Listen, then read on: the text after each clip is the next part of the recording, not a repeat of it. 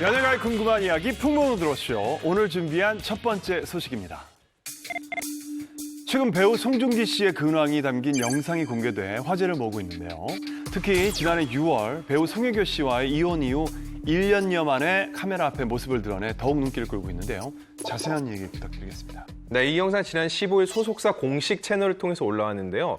사실 지난 1월에 송중기 씨가 오래 몸담았던 기획사와 계약이 종료되고 신생 기획사에 몸을 담게 됐어요. 네. 그 다음에 이번에 화보 촬영을 겸한 이 근황을 전하게 된 건데 이런 촬영을 했다는 것 자체가 활동을 다시 시작하겠다는 하나의 신호이기 때문에 팬들이 더욱더 반기고 있습니다. 근데 반기는 건 좋은데 이 영상과 함께 뭐 송중기 씨가 늙었다라는 이야기가 함께 등장을 해서 지금 무슨 말씀하시는 거예요? 이해가 늙다니요 지금? 그런 얘기가 왜 나왔는지 궁금하다라는 네. 얘기죠. 제가 우리 후배인 송중기 씨를 또 그렇게 얘기하겠습니까? 그 얘기가 나왔다. 예. 이 송중기 씨가 늙었다라는 풍문. 진실입니다. 무슨 소리예요? 이번에 공개된 10초 남짓한 이 영상에서 본인 스스로 이렇게 이야기를 했는데요. 아, 나 늙었나 보다.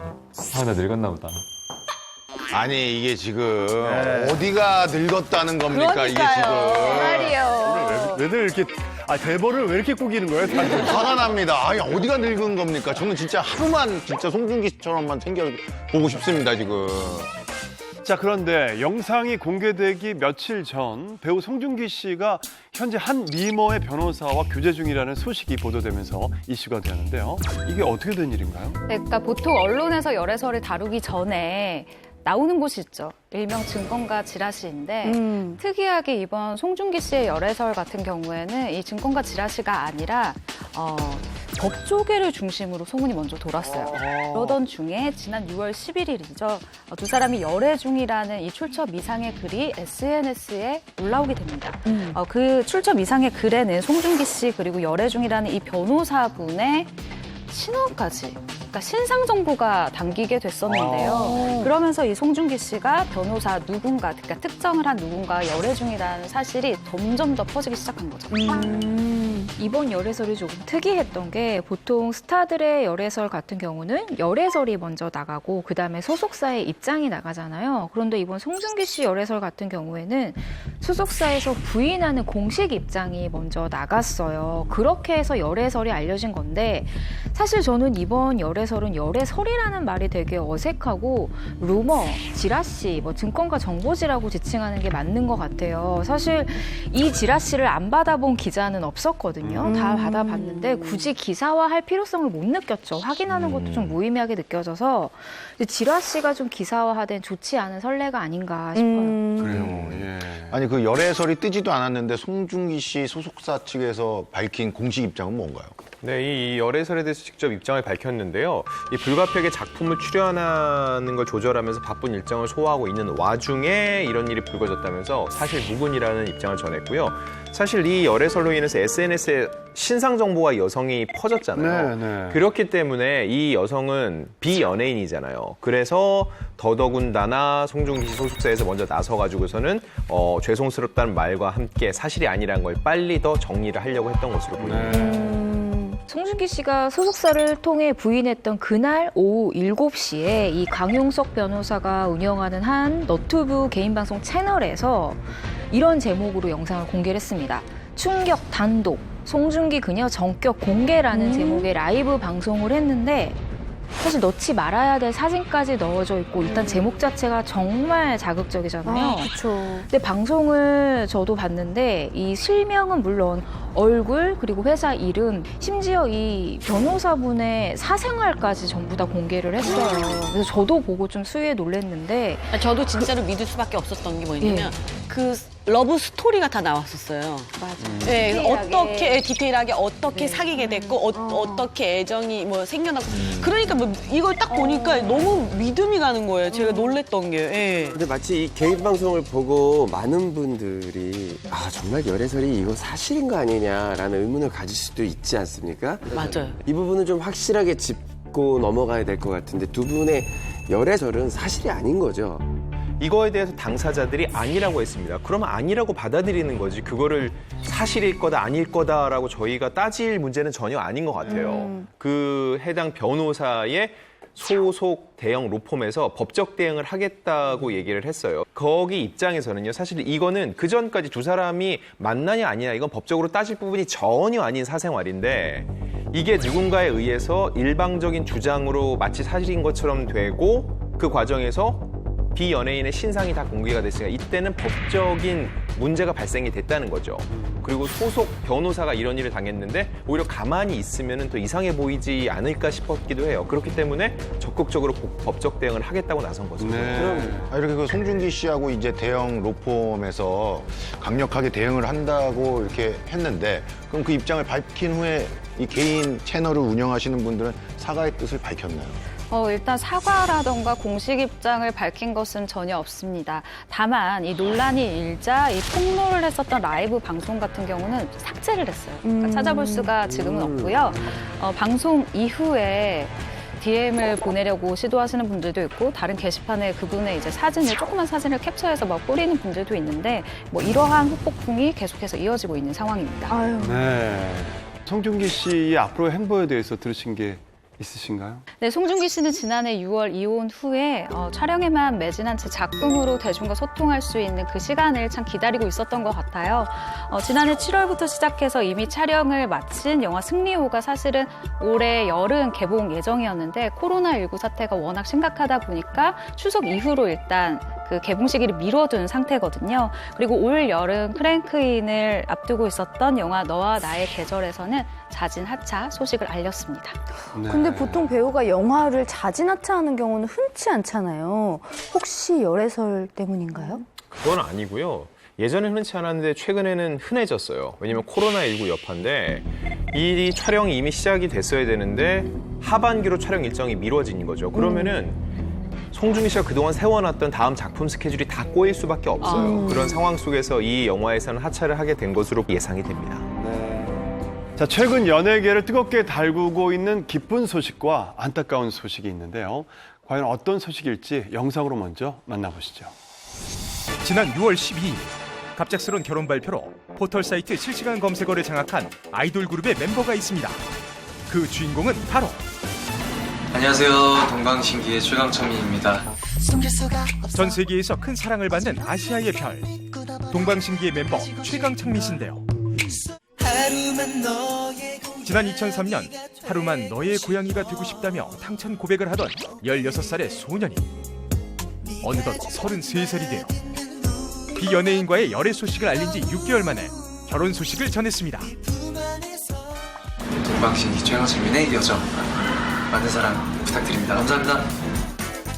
한편 하루 전날 최강창민 씨보다 앞서 배우 유승범 씨가 반가운 결혼 소식으로 팬들에게 기쁨과 놀라움을 동시에 전했는데요. 마음이 든든하고요. 열심히 해야죠. 그런데 연이은 결혼 소식 가운데 갑작스러운 결별 소식을 전하며 팬들의 안타까움을 산 스타 커플도 있습니다. 한 주간 연예계를 뜨겁게 달군 스타들의 애정전선의 모든 것 풍문 엑스파일에서 공개합니다. 네, 동방신기 멤버 최강창민 씨의 결혼 소식이 알려진 이후 국내는 물론이고요. 전 세계 팬들까지 축하 물결이 대단한데요. 최강창민 씨가 자필 편지로 결혼 소식을 알렸다고요? 네, 지난 10일 자필 편지를 팬카페에 올리면서 처음 결혼식을 전했는데 최강창민 씨가 올린 글의 내용을 보면은요. 그분과 믿음과 신뢰를 주고받으며 좋은 관계로 지내왔고 자연스레 그 사람과 앞으로의 인생을 함께하고 싶다는 결심을 하게 되어 더위가 끝날 무렵인 9월에 식을 올리기로 했습니다 라면서 장문의 편지를 올렸는데요. 16세에 데뷔했는데 지금 33이잖아요. 연예인 입장에서 팬들 입장이 좀 아쉬울 수 있지만은 일반적인 사람들로 볼 때는 결혼 정년기가 맞습니다. 제때 가는 거거든요. 최강창민 씨는 2003년 데뷔한 이후에 공개 열애를 한 적이 한 번도 없어요. 그런데 지난해 12월에 비연예인과 열애 중인 사실을 알리면서 공개 연애를 했거든요. 그러니까 그 여자친구가 지금 예비 신부인 것이죠. 두 사람은 지인의 소개로 처음 만났는데 첫 만남에서 서로 급격히 가까워져서 연인이 됐다고 하고요. 아무래도 여자친구가 비연예인이다 보니까 이게 알려질세라 되게 최강창민 씨가 보호를 잘 해줬다고 합니다. 뭐 일반인 여성이고 최강창민 씨보다 좀 더 어리다라는 거 외에는 잘 알려지지 않았습니다. 이미 결혼 준비는 뭐 다 어느 정도 한 상태겠죠? 네, 어느 정도 준비를 해놓고 발표한 게 아닌가 싶은데 사실 요즘 코로나19로 인해서 있는 결혼식도 미루고 혹시 굉장히 축소하는 분위기 때문에 당연히 비공개로 조용히 가족들끼리 치를 예정이라고 합니다.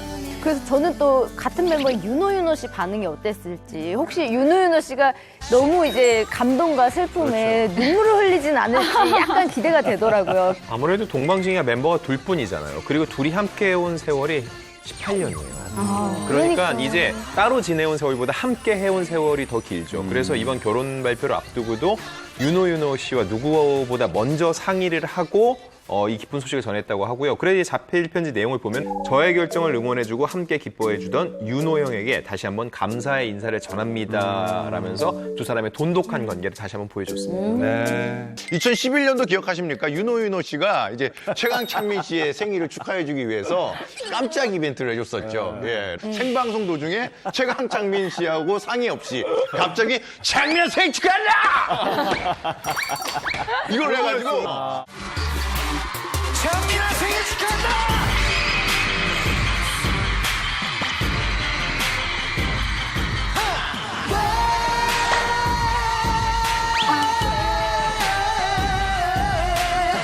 실제로 제가 저 영상을 너무 재밌게 봐서 코빅에 윤호 씨가 나왔었는데 제가 이제 패러디. 관객 나가기 직전에 윤호 씨한테 무대 뒤에서 저 혹시 그 최강창민 그거 생일 축하한다 그거 한 번만 해도 됩니까? 그거 제가 말 안 하고 한 건데 형도 한 번 하세요. 그래서 제가 윤호야 솔로 축하한다! 이러면서 나갔던 기억이 있어요. 근데 사람들이 엄청 많이 좋아해 줬거든요. 이번에도 누리꾼들 사이에서 윤호 씨가 축가할 때 창민아 결혼 축하한다! 이거 하지 않을까 이렇게 다 예상하고 있습니다. 해야 돼. 창민아 생일 축하한다! 창민아 생일 축하한다! 자, 그런가 하면 배우 류승범 씨가 결혼 소식뿐만 아니라 임신 소식까지 한 번에 전하면서 팬들의 뜨거운 축하를 받고 있지 않습니까? 네, 지난 6월 11일 한 매체에서 류승범 씨의 결혼과 임신 소식을 한 번에 전했는데 이 기사가 보도된 지 1시간 만에 인정을 했습니다. 류승범 씨가 외국인 여자친구와 결혼합니다. 예비 신부는 현재 임신 중이라고 공식 입장을 냈는데 저는 여기서 류승범 씨의 성격이 보였던 것 같아요. 보통 혼자한 임신 같은 경우에는 거의 빼놓고 인정을 하거든요. 보도를 하거나. 그런데 솔직하게 밝히셨고 원래는 가족끼리 조촐하게 결혼할 예정이었는데 코로나19 때문에 미뤄져서 6월 말에 아이를 출산하고 식을 올릴 예정이라고 합니다. 야. 근데 정말 류승범 씨의 이 결혼과 임신 소식이 동시에 알려지자마자 누리꾼들도 그렇고 저도 그렇고요. 사실 류승범 씨의 이미지가 워낙에 자유인, 뭐 보헤미안, 자유로운 영혼 이런 느낌이 강했어서 그런지 아니 평생 결혼 안 하실 줄 알았는데 갑자기 그것도 결혼을 하신다니까 너무 놀랐었어요. 그렇죠. 네. 그러니까 사실 연예계에서 자유로운 영혼 이꼴 류승범으로 통하잖아요. 그 정도로 굉장히 그런 이미지가 강한 분인데 주변에 물어보면 일단 왜 자유롭다라는 이 단어에서 주는 느낌이 있죠. 뭐 비도덕적일 것 같고 뭐 비절제할 것 같고 예의 없을 것 같고 이런 것과 전혀 상관없는 사람이다. 굉장히 좋은 사람이다라고 입을 모으고 있고요. 저도 이제 인터뷰 때 느끼는 건요. 날 것 그대로의 느낌? 그러니까 자기를 전혀 치장하거나 날 위한 어떤 수식어를 사용을 하지 않고 되게 담백한 느낌이에요. 얘기를 할 때. 그리고 심지어 A라는 영화로 인터뷰를 하는데 그 다음 작품 B라는 작품에 대해서 슬쩍 물어보면은 많은 배우들이 오늘은 A 관련된 얘기인데 류승범 씨 그런 거 없어요. 다 얘기해요. 심지어 이 B 영화가 그때 뭐였냐면은 베를린, 자기 형 류승원 감독이 찍은 베를린 영화였는데 근데 형 영화니까 또 신난다 봐요. 영화 어때요? 그랬더니 A 영화도 있는 상황에서 류 감독 영화 잘 찍어요 하면서 얘기를 하는데 그 특유의 분위기. 그러니까 딱 나오면 그대로 다 얘기를 하는 스타일. 맞아요. 솔직한. 그리고 류승범 씨랑 정말 친한 모 배우가 인터뷰 때 제가 류승범 씨에 대해 물어본 적이 있는데 그분이 이렇게 표현을 했어요. 승범이는 늑대예요. 집에서 키울 수 있는 친구가 아닌데 산에서 잠깐 배고파서 집에 내려와서 사람들과 어울리다가 다시 산으로 돌아간 아이. 이런 식으로 표현을 하더라고요. 이걸 표현한 사람이 공효진 씨였어요. 공효진 씨랑은 지금 서로 워낙 이렇게 아직도 응원하고 친구를 잘 지내는데 자유로운 영혼을 그렇게 표현을 해서 많은 사람들이 또 그 얘기를 했어요. 어느 순간 해외에 나가서 안 들어오잖아요. 그것도 영어권 국가가 아닌 곳에서도 막 있고 그러는데 그럼 사람들이 얘기를 해요. 류승범 씨가 영어를 잘해? 그럼 옆에 있는 사람이 얘기를 해요. 류승범은 말 한마디 안 해도 어디서든 살 수 있는 사람이야.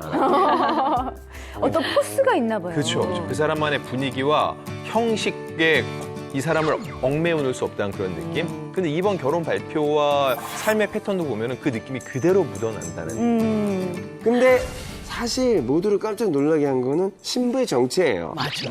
신부가 연예계 결혼 관련 기사에서는 거의 처음 보는 문장을 저희가 봤던 것 같습니다. 슬로바키아인 여성과 결혼. 아니 이건 저희 연예계에서 처음인데요. 유승범 씨를 사로잡은 그 신부. 분명 아름다우시겠죠. 슬로바키아의 최고 미인이시겠죠. 예비 신부는 말이죠. 폴란드 아래에 있는 그 슬로바키아 사람입니다. 이 슬로바키아는 뭐 전설의 미인의 도시 아닙니까? 유명하죠. 감자를 캐신 분이 윤하고 그 소똥을 치우는 사람이 전지현, 잡초를 뽑는 사람이 김택이다 이런 얘기가 있어요. 곳곳에 미인이다. 유승범 씨의 이제 예비 신부는 현재 10살 연하에 31살로 지금 알려져 있고요. 직업은 화가입니다. 그리고 현재 프랑스에서 치유의 그림이라 불리는 만트라를 그리는 명상화가로 활동 중입니다. 명상화가. 많은 분들이 이 예비 신부 궁금하실 텐데 저도 궁금한데요. 마침 딱 사진이 공개가 됐어요. 그래요? 궁금했어요. 보시죠. 어머머머. 키 봐. 일단 키가 크다. 저게 1월에 그 태국 푸켓 국제공항에서 촬영된 사진인데 지금 키가 175cm 정도 된다고 하더라고요. 비율이. 근데 저 사진 사실 희미하게 찍혔음에도 불구하고 이미 자태가 미인이라는 걸 보여주고 있죠. 네, 왼쪽 사진으로는 얼굴이 딱 자태가 딱 보여요. 비율 같은 게 정확하게 보여요. 유럽의 체조 선수 느낌도 그러니까 납니다. 약간 맞아. 어. 거의 전형적인 동유럽 미인이라고 볼 수가 있고 오는 6월 말에 출산 예정이니까 저 때가 아마 임신 5개월 때인 것 같은데 살도 거의 안 찌셨잖아요. 유지하기 쉽지 않아요. 근데 이제 목격담을 들었는데 류승범 씨가 전혀 주변의 눈치를 살피지 않고 살뜰하게 예비 신부를 챙겼다고 해요. 그런데 유승범 씨는 원래 토스타가 된 후에도 길거리에 돌아다닐 때 전혀 주변을 신경 쓰지 않는 스타일입니다. 유승범 씨 뭐 이태원에 그렇게 맞아요. 사람 많은 거리를 걷는데도 모든 사람들 그 많은 사람 중에도 100m에서도 유승범이다 티가 나는데도 불구하고 너무나 즐기면서 그냥 걸어 다니는 사람이어서 굉장히 매력 있고요. 근데 난 너무 궁금한 게 그 아이가 얼마나 이쁠까.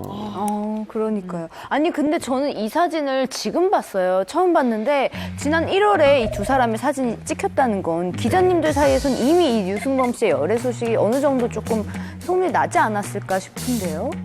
왜 그 영화 베테랑의 제작자이자 류승환 감독의 아내인 외유내강의 강혜정 대표라고 계신데 이분이 사실 학창 시절 때 류승범 씨의 모습을 보면서 이렇게 거의 키우다시피 했던 그런 형수인데 그때 한번 뵙고서는 말씀을 나눠서 너무 궁금했어요. 류승범 씨는 어떻게 지내고 계시냐고 하는데 그때 슬쩍 얘기를 하셨어요. 너무 괜찮은 이 외국인 여성과 너무 행복하게 잘 살고 있어요라고 얘기를 해서 아 그렇구나. 워낙 자유로운 영혼이니까 정도 생각을 했지 이렇게 결혼까지 발표할 거라고 생각을 안 했어요. 왜냐면은요.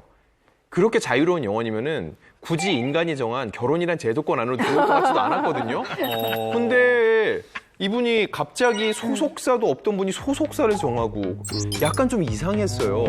뭔가 이거는 행보가. 뭔가 전조 증상인데 싶더니만은 아니나 다를까 이렇게 결혼 발표를 한 겁니다, 이분과. 그리고 이제 류승범 씨가 벌써 뭐 8불출 예약을 하셨다고 지금 얘기를 들었어요. 그렇게 가시는 곳마다 그 예비 신부님 자랑을 그렇게 하신다면서요. 네? 네, 사실인가요? 맞습니다. 일단 류승범 씨가 SNS 개설을 했을 때부터 사실 기자들이 좀 이상하게 생각하긴 했어요. 그러니까 열애를 하고 있다라는 사실은 아는데 SNS를 만들었다?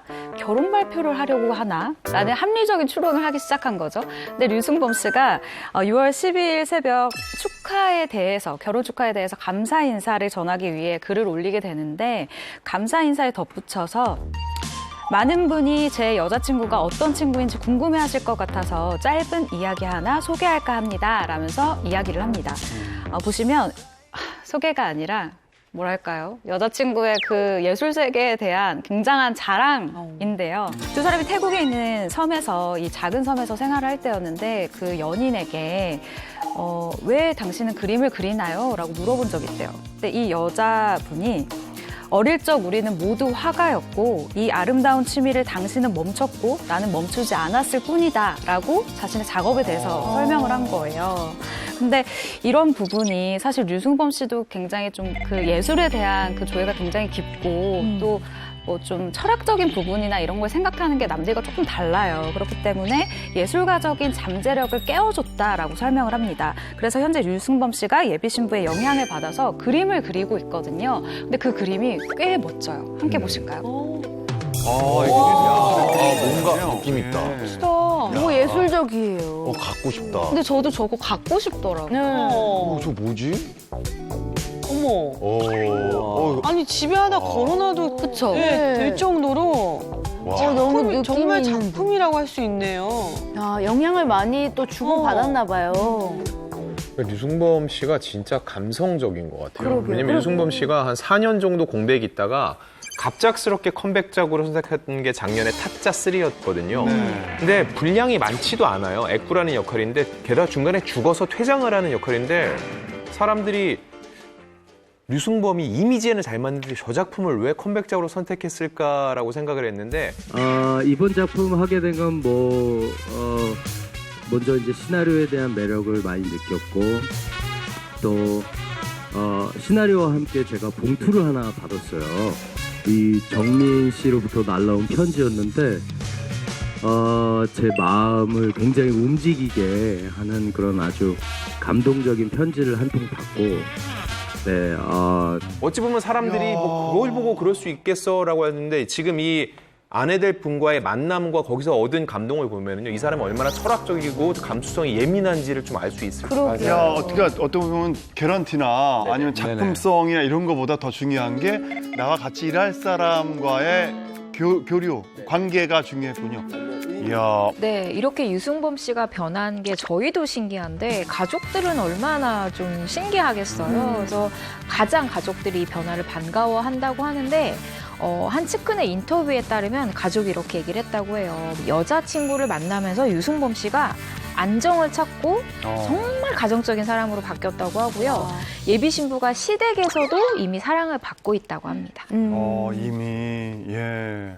류승범 씨가 꽤 오랫동안 해외에서 생활하고 있는 것을 알고 있어요. 감사 인사에도 먼 곳에 있다라는 표현을 썼는데 결혼 생활도 그러면 그 외국에서 프랑스에서 하게 되는 건가요? 네, 류승범 씨 같은 경우는 6월 말에 출산 예정을 앞둔 이 예비 신부랑 프랑스에서 지내고 있는데 프랑스에서 이 예비 신부가 화가로 활동을 하고 있기 때문에 아무래도 신혼생활을 그쪽에서 하고 있지 않을까, 하게 되지 않을까 생각이 들고요.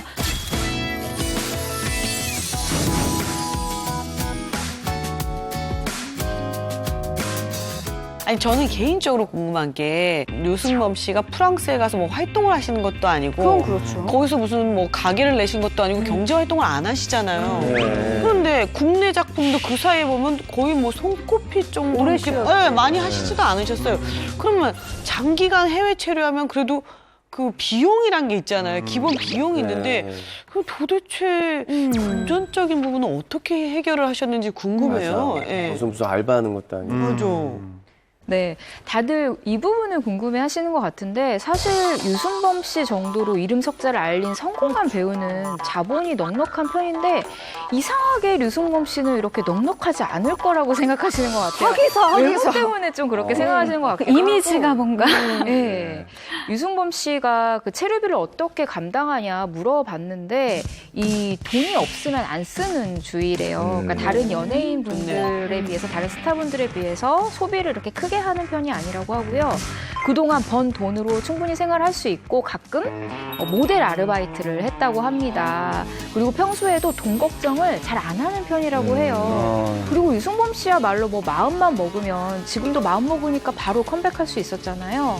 뭐 언제든지 돈을 벌 수 있기 때문에 돈 걱정을 크게 안 하신다고 합니다. 진짜 누가 누굴 걱정해요. 그러니까요. 예, 걱정 안 하셔도 됩니다. 유승범 씨가 2010년도에 21억을 들여서 강남구 신사동에 5층짜리 건물을 매입을 했는데 없겠네요. 예. 괜히 걱정을 예.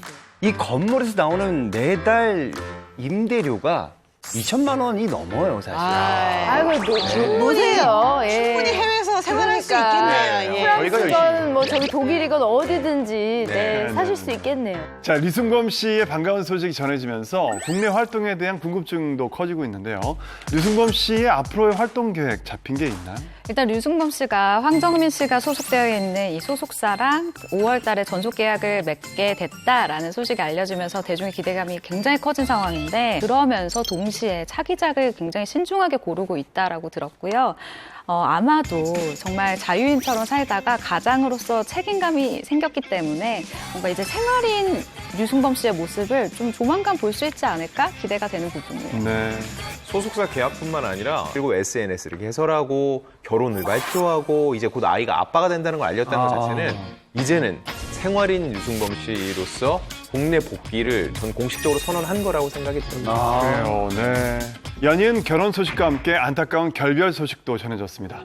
윤계상, 이한희 씨가 결별했다고 알려져서 많은 분들 놀라게 했는데요. 네, 류승범 씨의 결혼 소식이 알려진 지난 6월 11일 같은 날 한편에서는 좀 안타까운 소식이 알려졌는데요.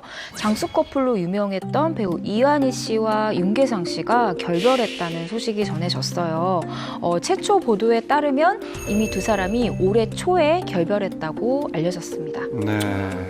정말 예쁘게 만났던 커플이어서 팬들이 정말 많이 아쉬워하는 것 같은데 저희 가게에서 둘이 맛있게 식사하는 것도 보면서 야 진짜 이쁘다 이런 생각을 했었거든요. 근데 7년의 세월은 조금 긴 것 같다라는 약간의 일말의 어떤 불안감이 있었는데 사실 두 사람이 사귀면서 두 사람 커리어가 굉장히 많이 지금 커졌잖아요. 맞아요. 각자 배우로서도 인정이 굉장히 받고 있고 정말 안타까운 소식이었죠. 네, 이 두 사람의 인연을 좀 짚어볼 필요가 있는데 2013년도에 시작이 됐습니다. 일단 이한희 씨 같은 경우에는 발리에 있는 지인을 만나기 위해서 비행기에 몸을 실었고 또 윤계상 씨 같은 경우는 정말 가족여행을 가기 위해서 발리로 향하게 돼요.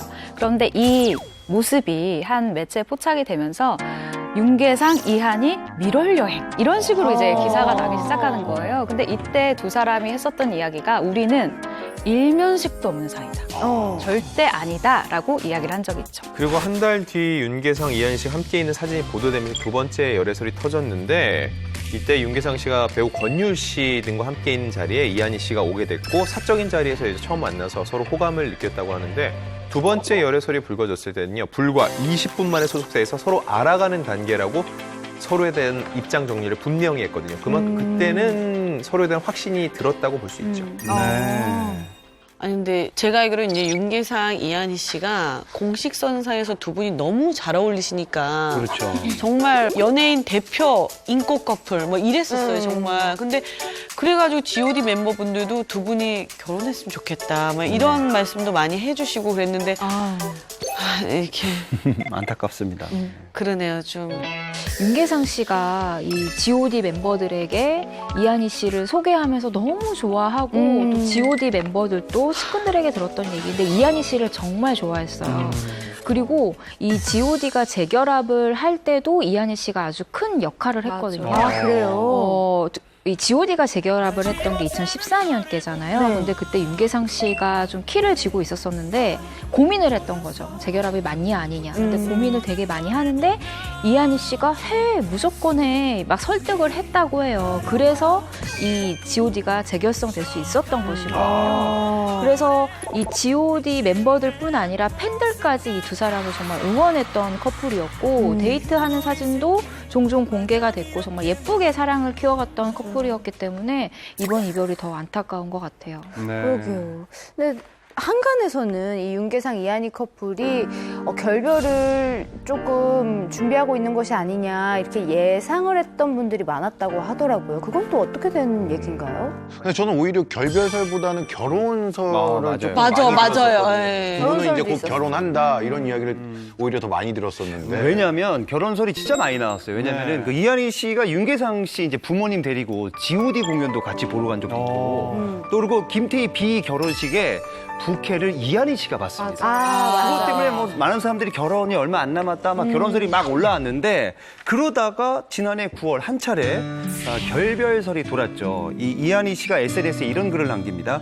그때와 지금 나도 너도 다르니 달라지는 것이 당연하겠지만이라는 의미심장한 글을 남기고 이것 때문에 일부 누리꾼들이 두 사람 혹시 헤어진 거냐 결별설이 지금 나오고 있는 거죠. 네. 저도 2, 3년 전까지만 하더라도 이 두 커플은 결혼설에 대한 얘기를 되게 많이 들었다가 사실 제 개인적으로 이제 소문을 접하기로는 지난해 중순이나 말부터 좀 결별설이 돌았어요. 두 사람이 자주 싸운다는 얘기들이 되게 많았거든요.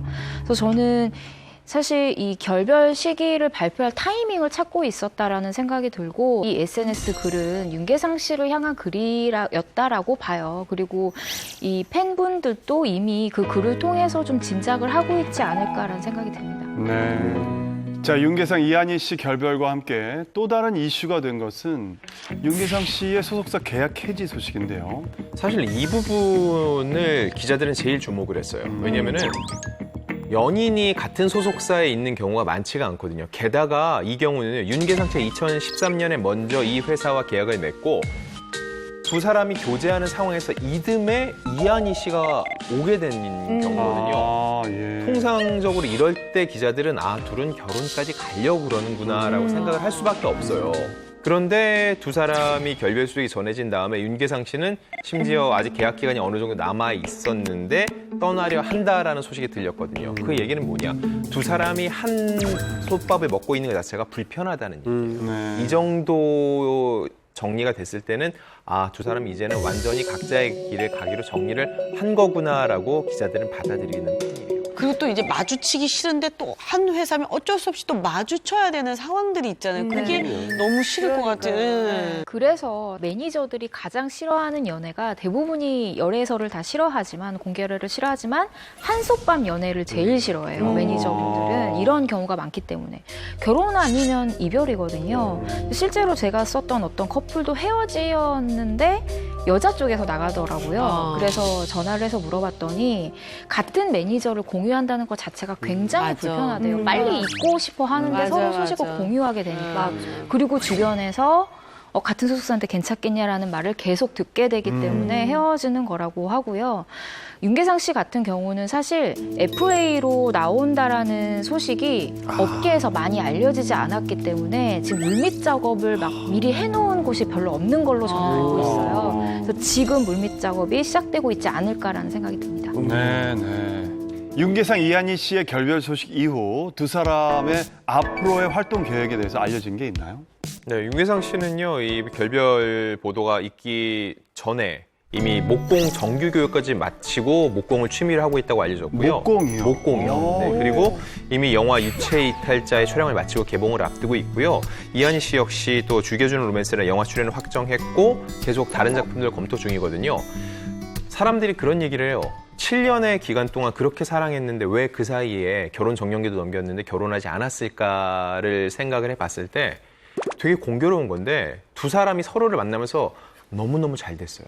윤계상 씨는 범죄의 도시라는 영화로 완벽한 영화의 원탑 주인공으로 올라섰고 이한희 씨 역시 극한 직업으로 해서 1,600만을 모으는 대표적인 한국 여배우로 거듭났거든요.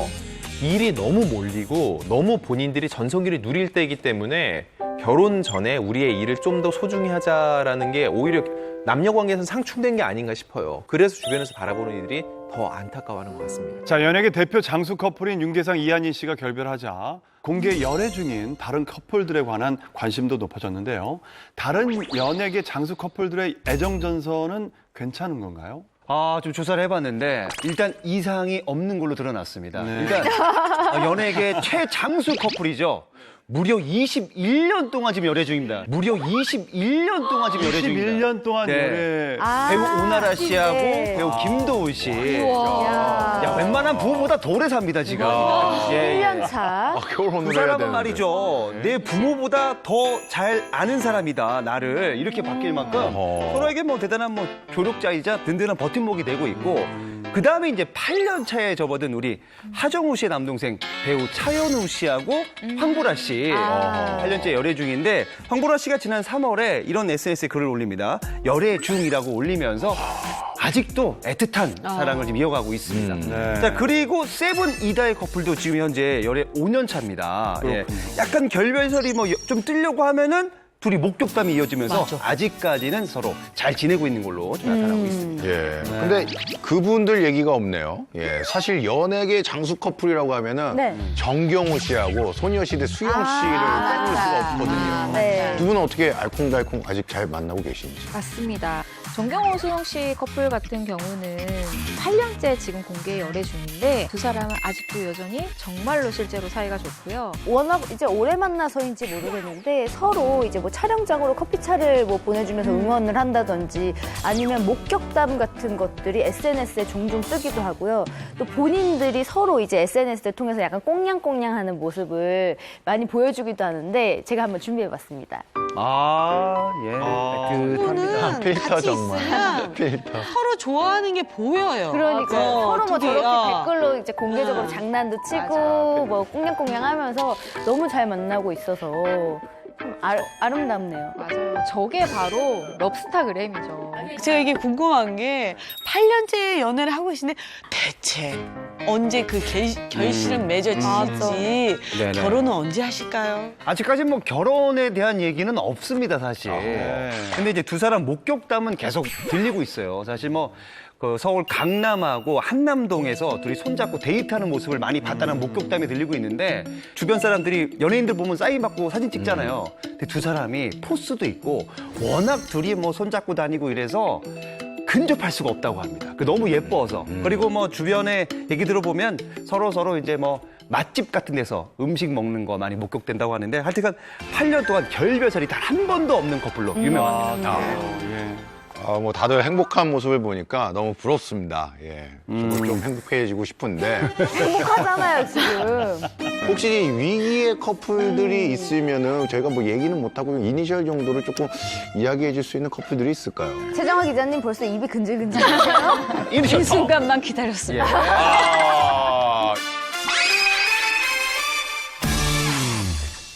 제가 아는 한 커플이었는데 네. 이 커플 같은 경우는 배우들이었어요. 그러니까 배우 두 분이었는데 굉장히 예쁘게 사귀고 있었는데 두 사람의 의지와 상관없이 늘 그렇듯 열애설이 터져버린 거예요. 근데 단순히 열애설이 터진 게 아니라 이 기자가 당연히 사실 확인을 해야 하잖아요. 근데 그 과정 없이 그냥 소속사에 통보를 한 거예요. 나는 낼 거다.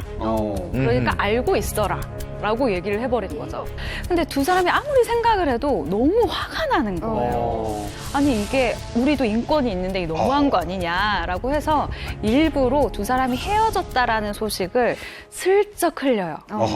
그래서 헤어졌다라는 소식이 기사화가 되도록 만듭니다. 일부러. 그래서 이 기사가 된 이후에 일부러 보란 듯이 더 잘 사귀고 있었대요. 근데 이 처음 열애설을 낸 쪽에서 그럼 다시 사귀는 건가? 라고 하면서 기사를 내보내려고 하잖아요. 근데 그때마다 아닌데요, 저희 헤어졌는데요. 아닌데요, 저희 헤어졌는데요. 이번에 또 내시면 저희 고소할 건데요. 라는 식으로 굉장히 세게 나갔다고 해요. 그러니까 이런 식으로 약간 사실은 열애설 밑에 그 기자와 연예인들의 기싸움도 있다라는 걸 시청자 여러분들이 알아주셨습니다. 결과적으로 그럼 두 분은 지금은 헤어졌어요. 저는 이 얘기 들으니까 갑자기 제 경험담이 생각이 났는데, 이 어떤 여가수가 떠오르는 샛별과 교제를 하고 있었어요. 그래서 너무나 확실했던 팩트였기 때문에 양측 소속사에 전화를 해서 기사를 나는 무조건 낼 거다. 인정을 하라라는 딜을 항상 저는 하거든요. 그래서 알겠다라고 인정을 하기로 했는데 포털의 전송을 누르려고 하고 있는데 갑자기 전화가 또 오는 거예요. 헤어졌다라고 갑자기 말을 바꾸는 거죠. 이 화남을 아마 기자들은 이해를 할 거예요. 기사를 막으려고 했나 보다. 약간 사람 놀리는 것도 아니고. 놀리는 것 같잖아요. 아, 그래요? 그러면 결별했으니까 결별 기사를 낼게요. 열애 기사가 안 났는데. 그래서 결별 기사를 냈어요. 근데 그 밑에 댓글들이 이런 신개념 기사 처음 본다.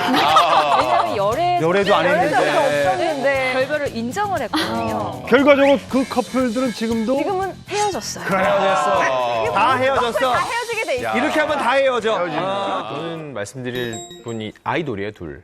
아이돌. 를 했는데 최근에 결별 얘기가 계속 나오고 있거든요. 그리고 실질적으로 두 사람이 이미 각자의 길을 가기로 했다. 근데 사람들이 일반적으로 생각을 할 때 아이돌은 팬덤이 워낙 극성이니까 헤어졌다면 빨리 정리하고 그러면은 툴툴 터는 게 좋지 않아라고 생각하는데 이게 일반적인 생각이에요. 회사 입장에서는요. 너무 짧아도 결별을 빨리 발표를 안 해요. 왜냐면은 가벼워 보이니까. 그래서 사실 아이돌을 보유하고 있는 회사들은 되게 머리가 아픕니다. 어느 시점에 얘기해야지 자연스러우면서 이미지에 큰 타격이 없을까를 고민하거든요. 어쨌든 모든 커플이 다 헤어진다는 게 이 학계의 정설입니다. 공개 커플은 많이 어차피 헤어져. 사귀어봤자 다 헤어지니까. 레이디 제이 씨. 미리 헤어지세요. 본인이 연애 못하고 있으니까 뭐 괜히 괜한. 아니요, 전혀 저 아무렇지도. 자, 이번엔 자칭 타칭 풍문쇼에서 뜨고 있는 코너입니다. 황영진 씨. 풍문의 대세 황영진의 예물 포커스. 네네. 대세예요. 예예. 그 새로운 좀 풍문의 새로운 바람 불고 있지 않습니까? 그런데 연예계에도 새로운 바람이 불고 있습니다. 바로 유재석 B 그리고 이효리 씨가 몰고 온 레트로 열풍인데 다들 아시죠? 뭐 세 분이 싹쓸이라는 혼성 그룹 지금 만들어서 굉장히 화제잖아요. 저도 너무 재밌게 보고 있는데 유재석 씨는 유드래곤 그리고 이효리 씨는 민다지, B 씨는 비룡이라는 또 활동명까지 다시 지으시고 아주 또 활발하게 활동하고 계시죠. 네, 이 세 분이 결성한 싹쓸이 같은 경우에는 90년대에 우리가 가요계에서 많이 봤었던 이 혼성 댄스 그룹의 콘셉트를 가지고 있는데요. 90년대 후반에 활동했었던 이효리 씨 그리고 뭐 B 씨와 함께 유재석 씨가 여름을 겨냥한 이 프로젝트 그룹을 결성을 하면서 현재 90년대 혼성 그룹에 대한 관심도 굉장히 많이 높아진 상황입니다. 네. 그리워요. 예. 그래서 시대에 맞춰서 그 옛날 감성 찾으러 1990년대 혼성 그룹을 제가 만나고 왔습니다. 자, 2020년대에 지금 강타하고 있는 혼성 그룹 싹쓸이가 있지 않습니까? 네. 1996년도 가요계에 정말 싹쓸이했던 혼성 그룹이 있습니다. 누구죠, 누구? 철이와 미애. 철이와 미애 아닙니다. 저는 네. 콜라. 콜라 있었죠. 모기야. 기억나죠?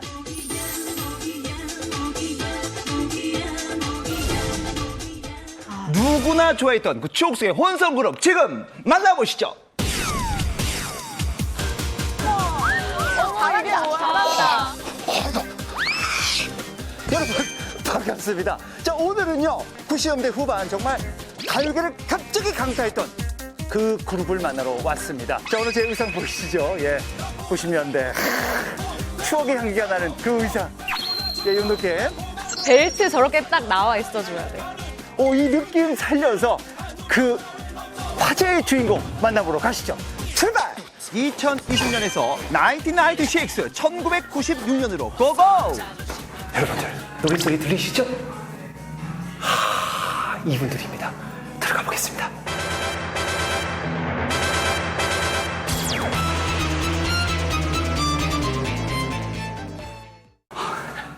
여러분들, 노랫소리 들리시죠? 이분들입니다. 들어가 보겠습니다. 연습하고 있나 봐요. 누구지?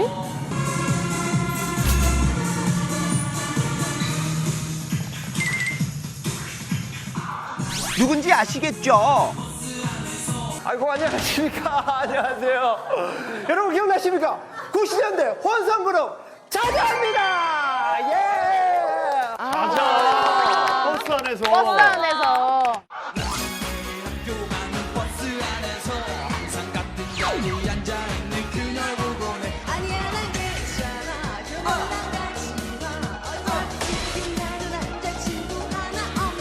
23년이라는 세월이 무색하게 기억 속의 자자 모습 그대로였습니다. 우리 풍물쇼 우리 시청자분들께 인사를 좀 부탁드리겠습니다. 안녕하세요. 자자의 리더와 메인 보컬을 맡고 있는 유연입니다. 안녕하세요. 자자의 메인 래퍼 조원상입니다. 반갑습니다. 반갑습니다. 갑자기 가요계에서 사라진 자자. 그들을 둘러싼 풍물들을 아주 자세히 낱낱이 파헤쳐 봤습니다. 사실상 23년 만에 다시 뭉친 거예요. 그죠? 근데 왜 갑자기 합치게 된 건지.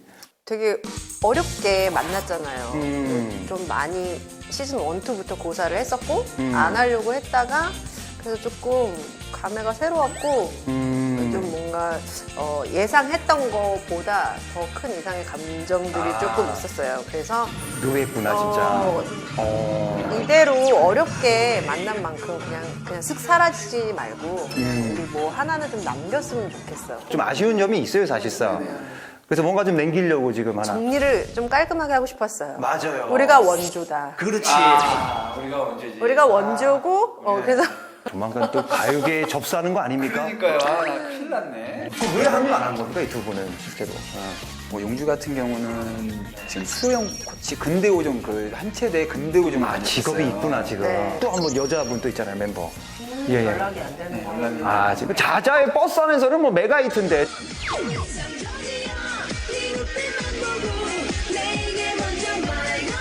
처음 딱 받았을 때도 야 이건 대박이다 이런 느낌이었습니까? 아니요, 전혀.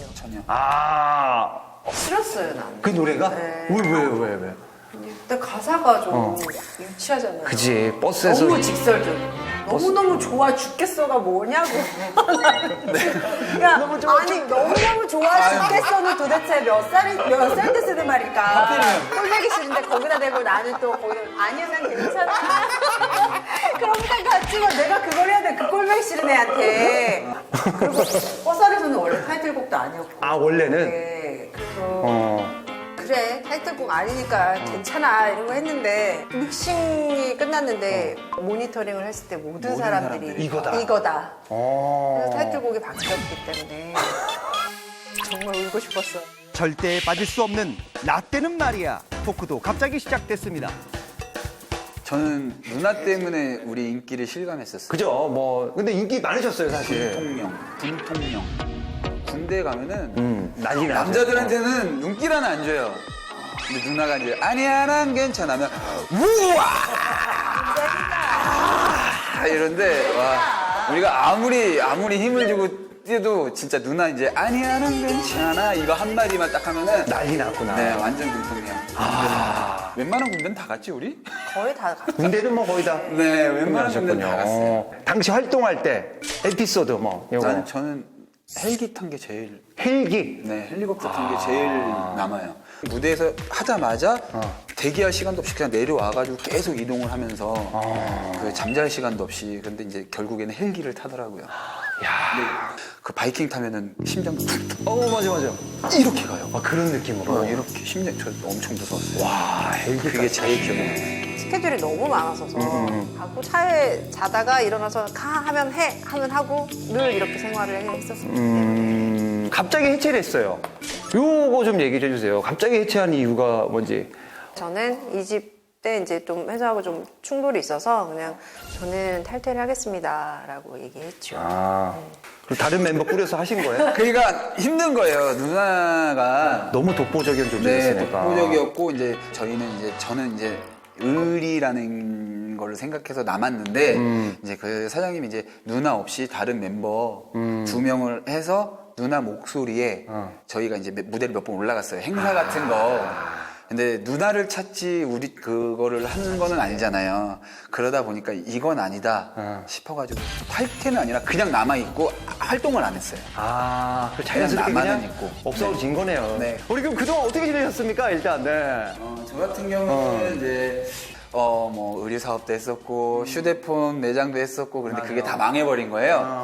근데 그 다음에 이제 향수 사업을 하는데 지금은 잘 돼가지고 향수 대박 났다고 들었습니다. 저는 이제 지금은 대학교에서 공연 제작 수업을 하고 있고 교수님으로. 네네 지금 K-팝 수업을 하고 있어요.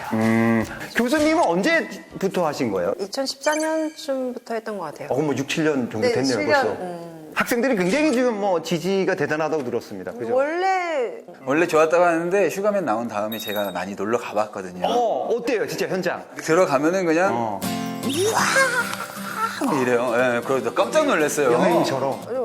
교수님 어색해요. 요즘 교수님 이제 보면 연예인 보는 것 같아 이러는데 근데 원래 좋아했어 나를. 그 전에 내가 못 가봐서 그러는데 반응이 장난이 아니더라고요.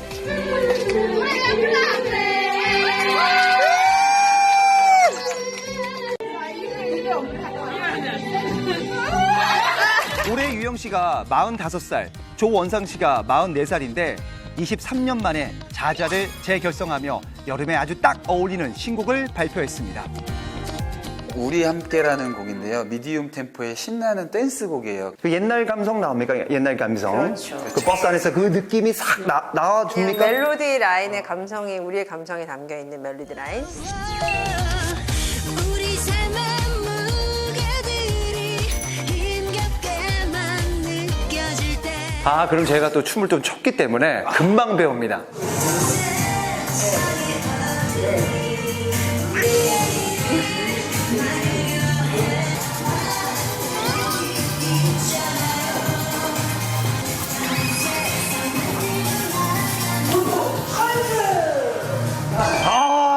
너무 잘 춥니다. 요즘 더운데 건강 조심하시고 또 자자의 힐링송 우리 함께 많이 들어주시고 사랑해주시면 감사하겠습니다. 앞으로 잘 지켜봐 주세요. 지금까지 자자였습니다.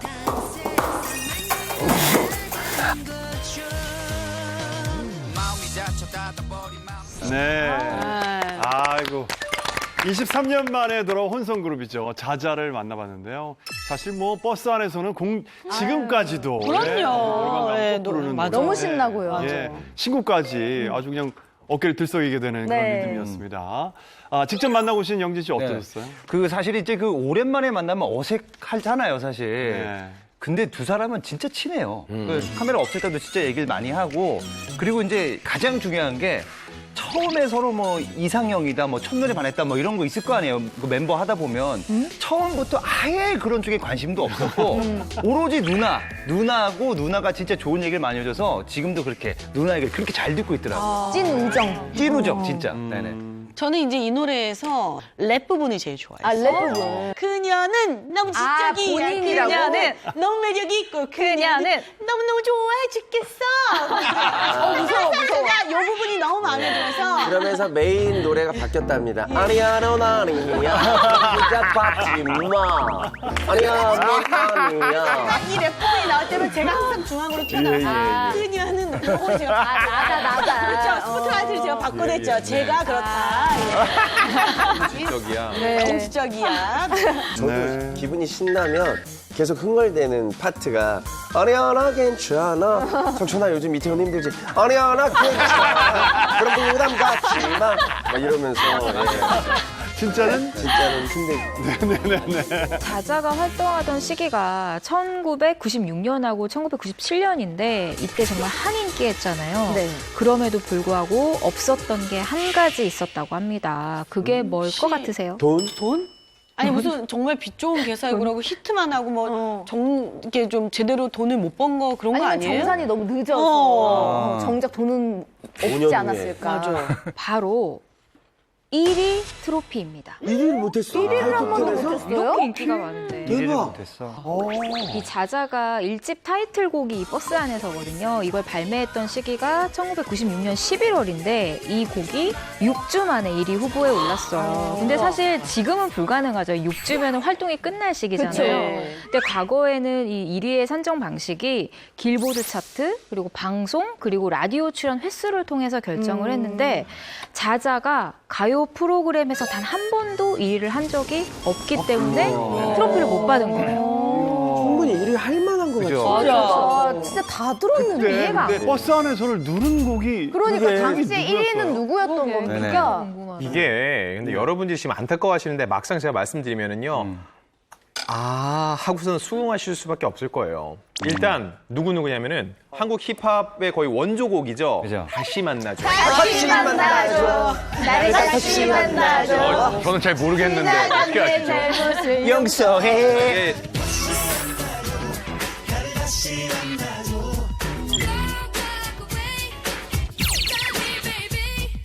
엄정화 씨는 뭐였나? 끝판왕이었습니다. 뭐죠? 배반의 장미.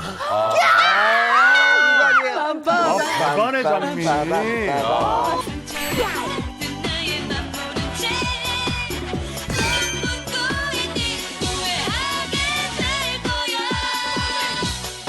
진짜 이때는 노래가 다 히트곡밖에 없었네요.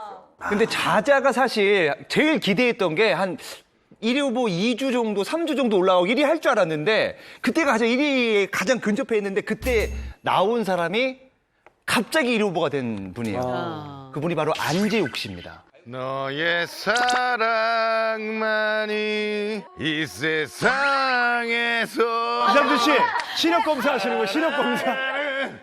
이유였는데. 머리카락에 예, 아, 시력 그때 검사. 뭘 좋아지지 뭐. 보셨네요. 별내 가슴에 좀 보셨네. 예,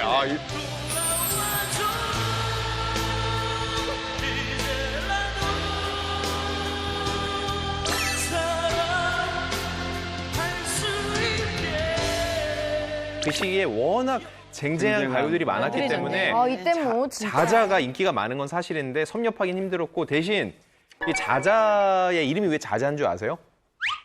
잠이 많아. 자 이제 우리 그게 노래를 들어보세요. 대대손손, 자자손손 오래 기억대라고 해서 자자였는데 근데 진짜 이름 따라갔네요. 그렇죠. 24년이 지난 지금도 자자를 이렇게 얘기하는 거 보니까는 결국 이들은 제가 볼 땐 성공한 팀이라고 생각해요. 이름 잘 지었네요. 근데 시기가 너무 안타까웠네요. 90년대를 대표하는 혼성그룹 자자가 23년이라는 오랜 시간이 지나 다시 가요계에 돌아온 만큼 자자의 활발한 활동 풍문쇼에서 응원하겠습니다. 자, 기자들이 직접 취재하는 풍문 비하인드 시간입니다. 오늘 준비하신 연예가의 숨겨진 이야기는 무엇인가요? 요즘 이렇게 부쩍 더워진 시기에 많은 분들이 관심을 가질 만한 얘기인데요. 혹시 근손실 오면 어떻게 해요? 이 얘기 들어보셨어요? 근데 운동에 미치신 분들은 진짜 그쵸. 근손실을 어마어마하게 걱정해요. 그러니까 장수를 위해서는 근력을 맞아요. 유지하는 게 네. 제일 장수의 근데 비결이라고 운동을 하더라고요. 열심히 해서 이 근육을 다 만들어놨는데 이게 조금이라도 손실될까 봐 막 전전긍긍하는 거예요. 하다못해 뭐 슬픈 일이 있어서 눈물을 흘릴 때 근손실이 일어날까 봐 수분 때문에 그것 때문에 걱정이 돼서 안 우는 분들도 있어요. 진짜예요. 네. 그 친구는 눈물 흘릴 때 팔굽혀펴기를 하면서 울더라고요. 근손실 될까봐. 그렇다니까요. 진짜 유지를 시키려고. 예. 요즘같이 무더운 여름에 이제 그런 네. 노출이 많아지니까는 많은 사람들이 체중 감량을 신경을 쓰는데 그 와중에 근손실이 일어난다는 뜻에서 이런 얘기 많이 써요. 근데 오늘 풍문 비하인드에서는요. 이렇게 근손실 걱정 없이 타고난 운동신경과 타고난 제일 피지컬을 갖고 있는 그런 스타들의 얘기를 한번 준비해봤습니다. 네. 먼저 영상으로 만나보시죠. 타고난 근육질 몸매와 운동신경으로 근손실 걱정 1도 없는 스타들이 있습니다. 그 대표 주자는 바로 전국의 깡 신드롬을 일으키며 역주행의 아이콘으로 돌아온 가수 B씨입니다. 데뷔 때부터 앳된 소년 같은 외모와는 달리 초콜릿 복근으로 화제를 모았던 B씨는 팬들에게 좋은 모습을 보이기 위해 하루 6시간 이상을 헬스장에서 생활하며 명품 몸매를 유지해왔는데요. 하루 6시간 이상 헬스를 어머. 한다고요? 아니 몸이 어쩜 저렇게 화가 났어요? 특히 최근에 비활동기로 인해 90kg까지 늘어난 체중을 식이요법과 타바타 운동 등으로 6개월 만에 무려 10kg을 감량. 여러분들께 추천하는 운동이 타바타인데 20초 아주 강력한 운동을 하시고 10초를 쉬시는 겁니다. 예전보다 더 날렵한 모습으로 새로운 리즈 시절을 갱신 중입니다. 그리고 한 남자가 있어 운동을 사랑하는 이분은 원래 성남몸으로 유명하잖아요. 네. 연예계 대표 운동 마니아이자 운동 전도사로 불리는 가수 김종국 씨. 어찌나 운동을 좋아하는지 가족, 연인, 친구들과 함께 시간을 보내는 크리스마스를 비롯해 자신의 생일에도 어김없이 운동할 뿐만 아니라 해외 스케줄 중에도 헬스장을 찾는 모습이 포착되며 동료 연예인들과 팬들이 그의 운동 사랑에 혀를 내두를 정도인데요. 그런데 이토록 김종국 씨가 운동에 집착하는 데엔 다 이유가 있었습니다. 어릴 때부터 허리 디스크와 척추 측만증으로 일상생활이 힘들었다는 김종국 씨는 살기 위해 운동을 시작했고 그렇게 만들어진 운동 습관이 20여 년 동안 이어졌던 것. 그 결과 현재 김종국 씨는 골격근량 42.8kg을 유지하며 건강한 생활 중인데요. 반면 꽃미남의 정석으로 불린 배우 김수현 씨는 취미 생활을 통해 다부진 몸매를 완성했다고 하는데요. 그 취미 생활은 다름 아닌 볼링이라는 스포츠는 이제 유일하게 아마추어가 프로를 이길 수도 있는 뭐 그런 스포츠. 예, 왜냐하면 최고 점수가 정해져 있으니까요, 그죠? 예. 취미로 시작한 볼링에 푹 빠진 김수현 씨는 촬영의 대부분의 시간을 볼링장에서 보낸다고 하는데요. 볼링 기가 막히죠. 그 덕분에 불끈불끈 볼링으로 다져진 팔 근육으로 화제를 모으기도 했던 김수현 씨. 심지어 지난 2016년 한국 프로볼러 선발전에 도전해 눈길을 끌기도 했습니다. 그런데 이들처럼 노력이나 취미가 아닌 태어날 때부터 운동신경을 장착한 모태 체육인 스타들이 있었습니다. 일명 태릉 선수촌에서 땅을 치고 후회할 뼛속부터 운동인의 피가 흐르는 스타들의 정체. 지금 풍문쇼에서 공개합니다. 네, 뼛속부터 체육인인 스타를 만나볼 텐데요. 처음으로 만나볼 스타는 실제 올림픽 출전까지 꿈꿨던 톱 배우라고 하는데 어떤 분인가요? 네, 빙상계 왕자가 될 뻔했었던 이 톱 배우는 바로 송중기 씨입니다. 예. 송중기 씨는 초등학교 1학년 때부터 중학교 2학년 때까지 이제 약 8년 정도 빙상계에 몸을 담았는데 쇼트트랙 선수 생활을 직접 했었대요. 그러니까 단순히 취미 생활이 아니었다라는 거죠. 그리고 저도 딱 초등학교 1학년 때부터 중학교 2학년 때까지 쇼트트랙을 했었는데 진짜요? 쇼트트랙 전국 순위 이분이 50위권 안까지 들었었어요. 근데 이거는 진짜 잘하는 거거든요. 근데 송중기 씨 고향이 또 대전광역시예요. 그래서 쇼트트랙 선수로 활동 당시에 대전광역시 대표로 전국체전에 무려 3번이나 출전을 할 정도였으니까 사실 그 시에서는 정말 잘하는 선수였다. 유망주였구나. 네, 유망주였다라고 얘기를 할 수가 있고요. 또 본인 역시도 이 대전광역시 대표 선수로 있다라는 게 굉장히 자랑스러웠었나 봐요. 그래서 송중기 씨가 학생 때 대전광역시라고 적혀져 있는 이 유니폼을 입고 이 시내를 활보하기도 했었다고 합니다. 일부러 보여주는. 네. 나야다 이렇게. 자, 대전광역시 대표로 전국체전에 3번이나 출전한 쇼트트랙 유망주였던 송중기 씨가 운동을 그만둔 이유가 뭔가요? 네, 쇼트트랙을 시작할 무렵인 초등학교 1학년 때 교통사고를 당했는데요. 발목이 부러지는 수준을 넘어서 으스러졌다고 해요. 쇼트트랙 선수. 그렇죠. 근데 아무래도 성장기니까는 회복도 빠르지 않았을까 싶어요. 재활을 한 후에 다시 시작을 했는데 발목에 엄청 무리가 가는 운동이잖아요. 맞아요. 중학교 때 다시 또 발목 부상이 계속 도지다 보니까 결과적으로는 더 이상 선수 생활을 할 수 없게 됐다고 합니다. 네네. 그 송중기 선수가 뭐 우스갯소리로 이런 얘기를 합니다. 그 쇼트트랙 하면은 누가 생각나죠? 빅토르완, 안현수 선수하고 이호석 선수하고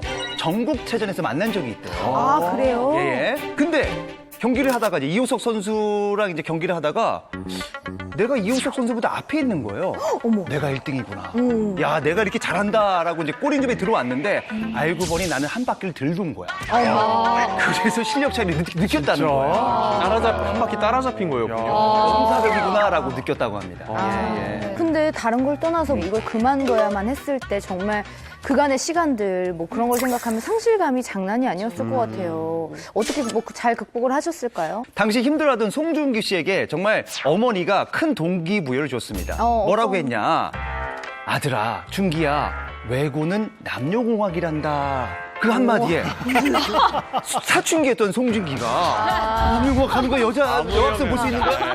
이 한마디에 열심히 운동 그만두고 송중기 씨가 계속 열심히 공부만 했대요. 그래서 꼴찌였던 성적이 무려 10등까지 올라가는 대단한 공부를 했다고 합니다. 외고는 결국은 못 들어갔다고 합니다. 덕분에 고등학교 3학년 때는요, 전 과목 올 수를 맞을 정도로 굉장히 우수한 성적을 거뒀고요. 네, 결국은 재수 끝에 수능 점수 400점 만점에서 380점을 맞아서 2005년에 성균관대 경영학과에 입학을 했습니다. 운동이면 운동, 그리고 공부면 공부 다 잘하는 그야말로 엄친아였던 거죠. 제가 알기로는 그 데뷔작 쌍화점이죠. 쌍화점에서 그 쇼트트랙 선수 출신인 게 캐스팅에 도움이 많이 됐다고 하던데 이게 사실인가요? 100% 사실입니다. 이 영화 쌍화점은요, 주인공은 조인성, 주진모 씨고요. 그 호위무사, 근위대들이 전부 다 꽃미남이었어요. 여기에 출연하는 그 중에 한 명이었죠. 그 중에서 이제 노탁이라는 역할을 맡았었는데 하루는 이 연출을 맡은 유아 감독이 물어보더래요. 너 달리기 잘해? 라고 물어봤는데 저게 당연히 쇼트트랙 선수니까 그걸 어필을 했겠죠. 그래서 본인이 좀 더 남들보다 비중 있는 역할을 소화할 수 있었던 거예요. 송중기 씨에게 안타까운 일이 벌어집니다. 예. 갑자기요? 네, 이제 뛰는 씬이에요. 뛰는 씬. 이게 국왕의 호위무사처럼 멋있게 뛰어야 되는데 쇼트트랙 선수 시절 그 모습이 생각이 난 거예요, 자기. 그래서 어떻게 뛰는지 아시죠? 약간 팔자로 막 뛰는 거. 그렇게 뛰었을 때 그렇게 뛰는 거예요. 이렇게. 국왕의 호위무사가 막 뛰어야 되는데 스타트 팔자처럼 막 뛰니까. 이거 밀고 나가야 되니까 원래 이렇게 뛰어야 돼요. 맞아, 그 맞아. 무사들은. 멋있게. 이러고 뛰고 있으니까 당시 이제 유아 감독의 신뢰를 잃어버린 거죠. 그리고 3개월 동안 열심히 연습했던 그 대사 한 줄도 어쩔 수 없이 다른 친위 부대원 역을 맡은 임주환 씨에게 뺏겼다. 아이고, 안타깝네요. 그건 좀 안타깝긴 하지만 사실 이 송중기 씨의 쇼트트랙 실력을 유감없이 발휘할 수 있었던 기회는 있었어요. 드라마 트리플 기억나세요? 그게 이제 스케이트에 관련된 드라마였는데 거기서 이제 송중기 씨가 실제 쇼트트랙 선수로 이제 나왔어요. 그래서 이제 잘생긴 외모며 이 쇼트트랙 그 실력도 좀 유감없이 보여주지 않았나. 그랬었나요? 네. 이 트리플 방송 시기가 2009년 6월인데 이 쌍화점 개봉 이후 6개월 이후예요. 그런데 송중기 씨가 여자 주인공 민효린 씨의 남자친구이자 이 쇼트트랙 국가대표 금메달리스트 지풍호 역을 맡았거든요. 그래서 스케이팅 실력을 정말 물 만나 물고기처럼 소화했다고 하더라고요. 이때부터 눈도장을 찍었던 분들이 많습니다. 예. 자, 송중기 씨 외에 빙상 스포츠 선수 출신 스타가 또 있다면서요? 네, 공교롭게도라는 단어를 써야 할 것 같은데 지난해 6월에 송중기 씨와 협의 이혼한 배우 송혜교 씨가 제1대 피겨 퀸으로 불릴 뻔한 적이 있습니다. 네, 송혜교 씨 같은 경우는 초등학교 시절에 이제 피겨 스케이트 선수로 활약을 했었는데요. 당시 송혜교 씨 어머니가 송혜교 씨가 굉장히 좀 몸놀림이 좋고 운동신경이 남다르니까 피겨 스케이팅 선수를 하는 게 어떻겠냐라고 권유를 했다고 합니다. 그렇게 중학교 2학년 때까지 이렇게 피겨 스케이팅을 했었는데 다들 기억하실 거예요, 이 사진. 송혜교 씨가 교복을 입고 단발머리를 하고 너무 예쁜 모습으로 한 교복 모델 선발대회에 출전을 해서 대상을 받았었던 그 사진 있잖아요. 근데 이때 이후로 자연스럽게 피겨스케이팅을 그만두고 배우로 이제 아예 장르를 바꾸게 됐습니다. 네. 송혜교 씨 중학교 담임 선생님 말에 의하면 이렇습니다. 네. 혜교가 계속 피겨 스케이팅을 했다면 지금의 김연아 같은 선수가 될 수 있었을 거다. 정말 수준이 대단했다라고 이야기를 합니다. 이렇게 피겨스케이팅 선수 생활한 스타일이 또 있습니다. 배우 한채영 씨랑 김선아 씨예요. 어머나. 한채영 씨 같은 경우는요, 미국에서 초등학교 3학년 때부터 무려 7년 동안 선수 생활에서 주립대회 2위까지 한 적이 있고요. 김선아 씨 역시 초등학교 시절부터 이제 전국체전에 출전할 정도로 실력이 뛰어났는데, 김선아 씨는 어릴 적에 계단에서 굴러서 발목에 부상을 입으면서 선수 생활을 그만두게 됐고요. 한채영 씨는요, 이런 부상은 없었지만 신체적, 지금은 굉장히 큰 장점인데 168 큰 키의 글래머러스한 몸매, 이것 때문에 선수로 활동하는 데는 오히려 신체적 한계가 됐던 거예요. 여배우로서는 되게 장점인데 그것 때문에 선수 생활은 접을 수밖에 없었다고 해요. 그래요, 예. 자, 여러분, 지금까지는 태능 선수촌에 갈 뻔했다 뭐 정도였잖아요. 네. 그런데 이번엔 실제 태능 선수촌에서 훈련까지 받은 스타가 등장한다고 합니다. 맞죠? 네, 맞습니다. 태평양 어깨와 군살 제로 몸매로 여심을 뒤흔들고, 그리고 지난해 4월에 무려 17살 연하에 이화여대 무용과 출신 조은정 전 아나운서를 아내로 맞아들인 바로 배우 소지섭 씨. 소지섭 씨의 종목은 좀 예상이 가지 않으세요? 당연하죠. 수영. 그분은 수영이에요. 딱 봐도. 어깨가 수영 어깨잖아. 딱 하루아침에 완성된 게 아니라 그냥 어깨 라인 딱 보면 그분은 수영입니다. 네. 제대로 벌어져 있죠. 모두 다 맞추셨습니다. 맞습니다. 그런데 정확하게 말씀드리면 소지섭 씨의 데뷔 전 직업은 수영 선수이자 국가대표 수구 선수입니다. 국가대표 수구 선수. 그럼 제가 잘 몰라서 그런데 수구도 이제 올림픽 종목에 있는 거죠? 네, 수구도 정식 종목 중에 하나고요. 물에서 하는 핸드볼로 많이 알려져 있죠. 체력 소모가 엄청나서 수영을 기본적으로 엄청 잘해야 됩니다. 소지섭 씨는 초등학교 3학년 때 수영을 시작을 했고요. 중학교 1학년 때부터는 수영 선수랑 수구 선수를 겸했고, 그리고 고등학교 때는 평영으로 전국대회 3위까지 한 적이 있었대요. 그리고 데뷔 직전인 1995년까지 수영 선수 및 수구 선수로 활동을 해왔는데요. 수구에서는 특히 재능을 보여서 국가대표 상비군인 주니어 수구 국가대표로 발탁이 돼서 태능 선수촌에도 입촌이란 경험이 있습니다. 당시 모습을 한번 준비됐습니다. 보시죠. 선수 시절. 와우.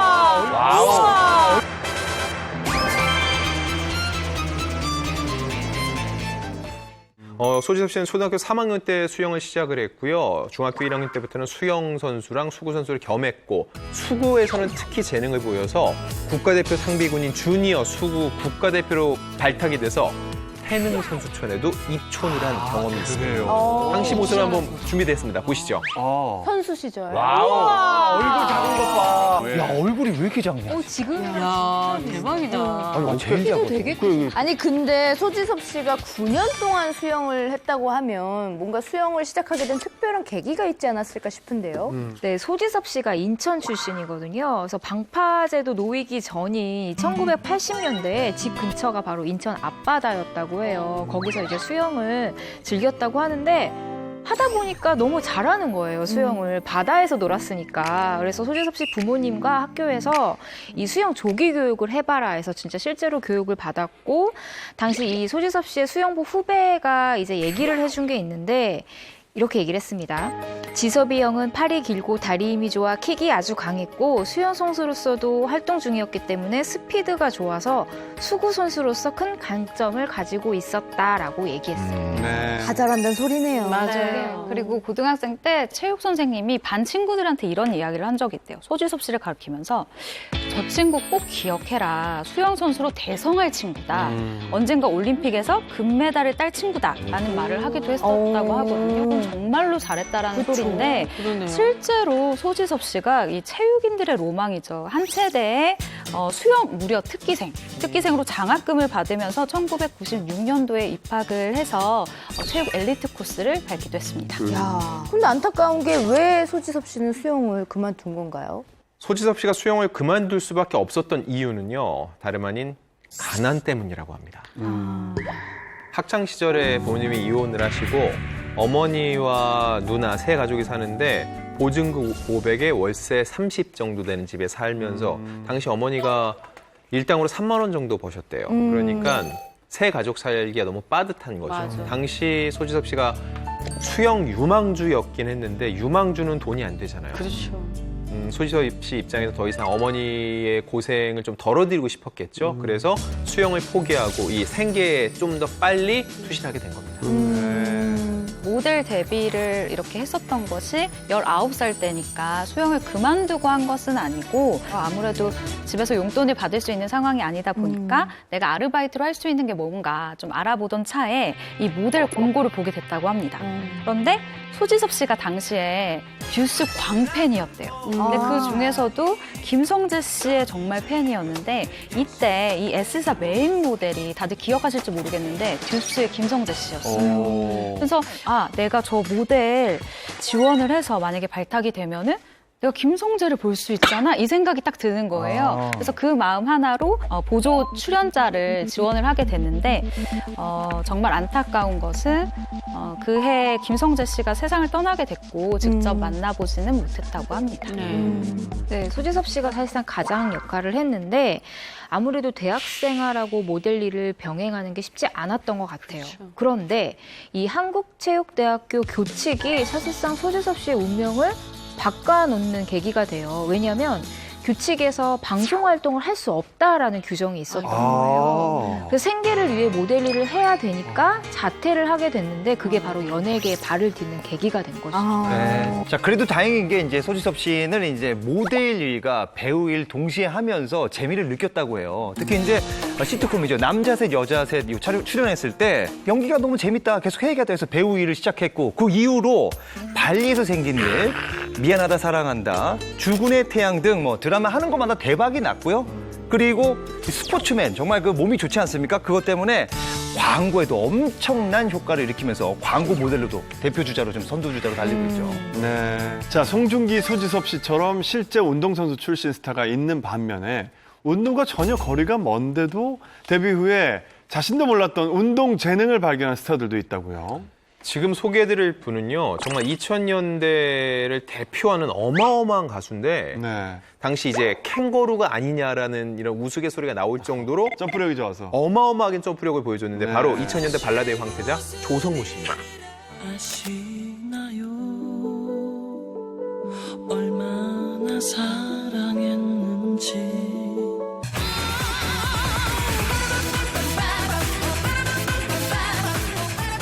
야, 정말 그때 조성모 씨 하면요. 2000년대 출발 드림팀 에이스였어요. 맞아요. 아, 저 정말 그때 기억이 정말 나요. 우리 맨날 채널로 기다리고 있어요. 너무 와, 진짜. 아니, 그때는 또 그 가족 오락관이랑 이 출발 드림팀이 그렇게 재밌었어요. 아, 그럼요. 그래서 다음날 민재 학교에서 씨. 맨날 그 친구들이랑 그 얘기하고. 어려 보일 거면 어려 보이게 행동을 하는지. 가족 오락관이요? 너무 다 몇 기억하시니까. 대 몇? 너무 기억이 나고 너무 재밌었는데 예. 특히나 이 출발 드림팀이 운동 잘하는 연예인들을 대거 배출을 한 예. 프로그램으로 유명했잖아요. 특히 조성모 씨가 출연한 이후로 아니 오늘은 띵틀을 뭐 얼마나 뛸까 정말 얼마나 기록을 갱신할지 굉장히 관심이 주목됐었던 것 같아요. 네, 네. 제가 또 거기 아유. 원년 멤버 아닙니까? 아, 출연하셨죠, 맞아요. 한국 방송계를 뭐 홍석천 씨 없으면 안 돌아간다. 안 돌아가. 아니, 어쩜 이렇게 뭐 무슨 역사의 현장에 가 있어요. 감사합니다 드려야 되는 거 아니에요? 사실 그때 고정 멤버로는 그 배우 변우민 씨, 네, 맞아. 그리고 이상인 씨, 맞아. 가수 임창정 씨. 또 저희가 또 이렇게 외국 해외까지 이렇게 촬영 나가고 그때 홍석천 씨가 같이 그때 있었죠. 제가 있었죠. 저도 은근히 종목별로 굉장히 잘하는 종목들이 있어요. 수영 뭐 이런 건 제가 굉장히 잘했고 점프하고 걸 높이 잘하셨구나. 뛰기 이런 거는 조성모 씨가 기가 막히게 잘했죠. 출발 드림팀의 최고 시청률이 무려 49%였어요. 49%였어요. 대박이다. 드라마도 아니고 그러니까 정말 전 국민의 절반은 봤다라고 이야기를 해도 과언이 아닐 정도인데 초반에 출발 드림팀의 에이스가 누구였는지 혹시 기억하세요? 사실은 임창정 씨였어요. 네, 임창정 씨가 당시에 6집 나의 연인 이 노래가 너무 히트를 하니까 전국의 행사를 다니고 방송을 다닌다고 너무 스케줄이 바빴던 거예요. 근데 이 스케줄이 공석이 났을 때 그때마다 그만큼 잘해주는 사람이 자리를 채워줘야 되잖아요. 그 사람이 바로 조성모 씨였어요. 조성모 씨. 네, 조성모 씨가 곱상한 외모를 가졌지만 체육학 석사예요. 아 그래요? 네, 체육 쪽에 굉장히 좀 일가견이 있는 편이었고, 근데 무엇보다 더 중요한 거는 당시 조성모 씨 하면은 후회분으로 시작해서 불멸의 사랑, 아시나요? 그리고 후회까지 나오는 것마다 밀리언셀러를 기록하던 최고의 가수였고, 맞아요. 출발 드림팀 역시 시청률이 40%에 육박할 정도였으니까는 윈윈이죠. 사실 이렇게까지 대박을 칠 줄은 아무도 몰랐을 겁니다. 네. 자, 조성모 씨가 출발 드림팀의 최고 에이스로 각인을 시켜준 이 종목을 빼놓을 수가 없지 않습니까? 띵틀. 야, 정말 사람 키보다 높은 걸 조성모 씨가 뛰었는데 다들 나도 남자지만 그게 불가능해요. 사실 조성모 씨가 농구도 잘하고 뭐 높이뛰기도 잘하고 운동을 나오는 족족 너무 잘했어요. 근데 그 중에서도 사실은 트레이드마크는 띵틀이었죠. 당시 조성모 씨가 세운 신기록이자 레전드로 손꼽히는 그때 그 장면 준비했습니다. 아, 이거 봐야죠. 궁금하다. 야, 저거 봐요. 아, 와. 다소 조성모였죠. 띵틀! 아, 이 장면은 와, 저거 봐. 말이 되냐고요 저 높이가.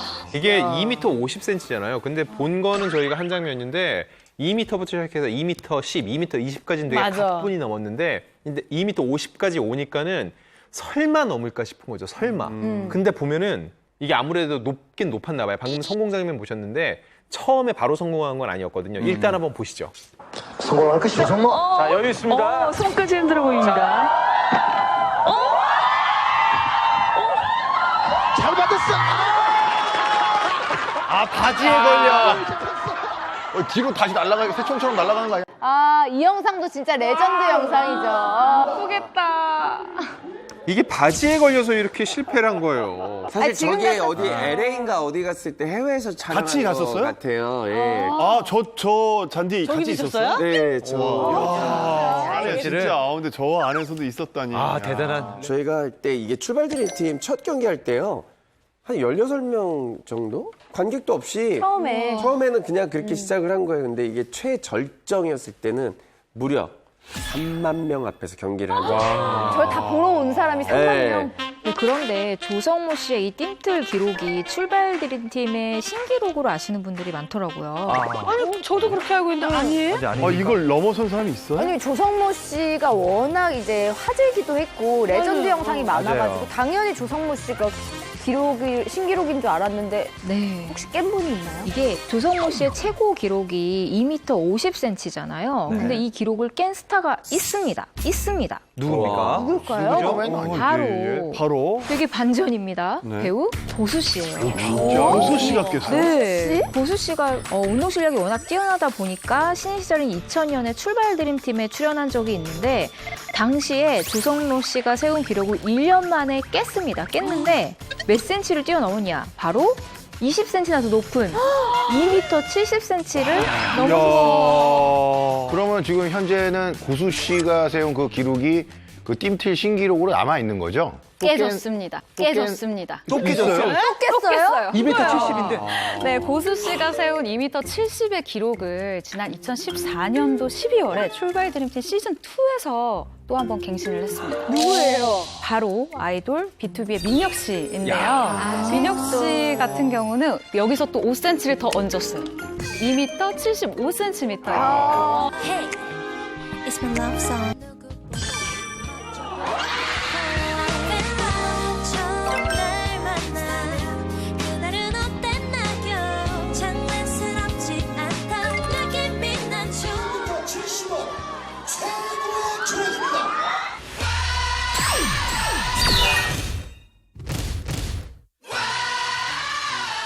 새로운 체육돌의 탄생을 알렸고요. 또 현재까지 연예계에서 가장 높은 기록을 가지고 있습니다. 아니 저는 그 조성모 씨 있잖아요.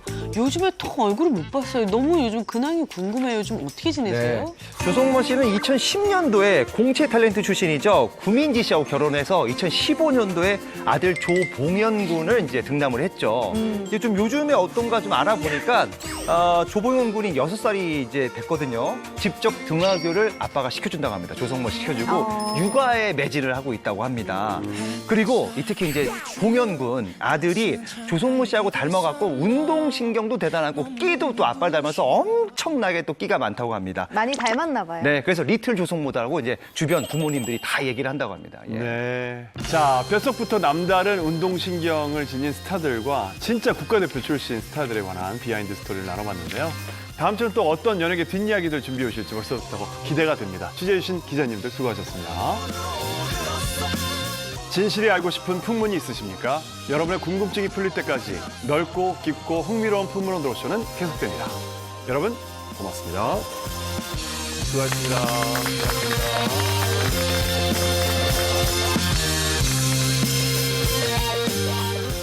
채널 A